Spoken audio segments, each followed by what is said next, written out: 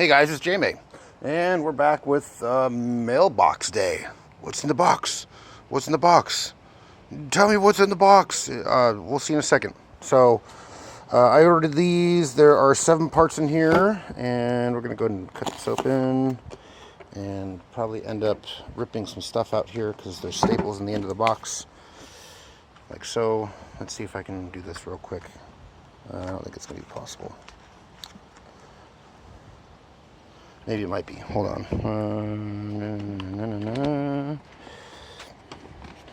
Nope. I'm going to put you guys down for a second. Alright. So, let's see what we got here. Yeah,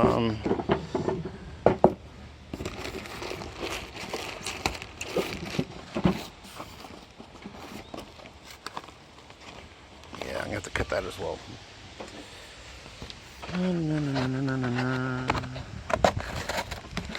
There's that.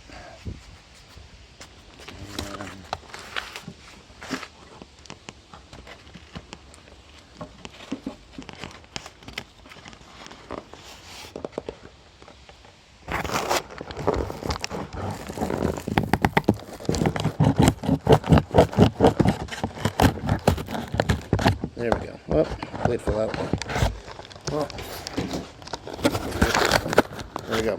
All right, so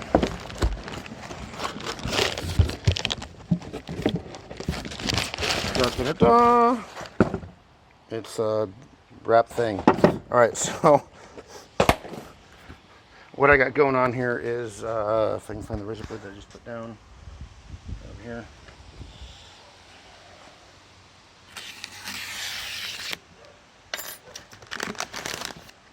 What I've got is 2020 extruded aluminum.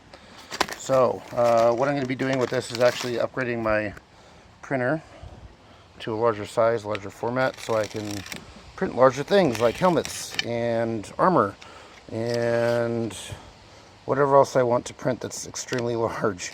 So the plan is, I think I want to do 36 inches for the build platform. 18 of it will be heated because that's the largest size print bed I can find without doing some weird stuff like buying 4 printer beds and kind of sticking them together. But yeah, so this is the new frame for my 3D printer. Or it will be. So let me get the rest of this off here. So I will have to cut some of these pieces because obviously they're a little bit longer than they need to be, but these are 915 millimeters, and there should be 7 of them, so there's 3 there and 4 there. So essentially what I'll be doing is laying them out like, you know, this, that. You got 2 back piece, or 1 back piece, one other here, 1 lift, and then one cross beam that goes across the top. So stay tuned, guys. There'll be more updates on the enlarged 3D printer.